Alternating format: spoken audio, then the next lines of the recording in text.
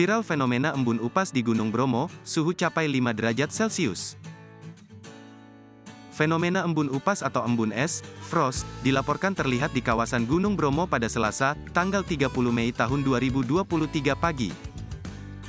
Kepala Bagian Tata Usaha Balai Besar Taman Nasional Bromo Tengger Semeru, TNBTS, Septi Eka Wardani menjelaskan, fenomena itu terlihat di area lautan pasir Bromo, tepatnya sebelum matahari terbit. Embun es atau embun upas merupakan fenomena alam yang akan sering jumpai di daerah Gunung Bromo dan sekitarnya pada musim kemarau. Fenomena ini biasanya hanya dapat dijumpai pagi hari sebelum matahari terbit. Terang Septi kepada Kompas.com, Selasa tanggal 30 Mei tahun 2023. Pada saat lautan pasir diselimuti embun es, kata Septi, suhu di Gunung Bromo tercatat mencapai 5-9 derajat Celcius.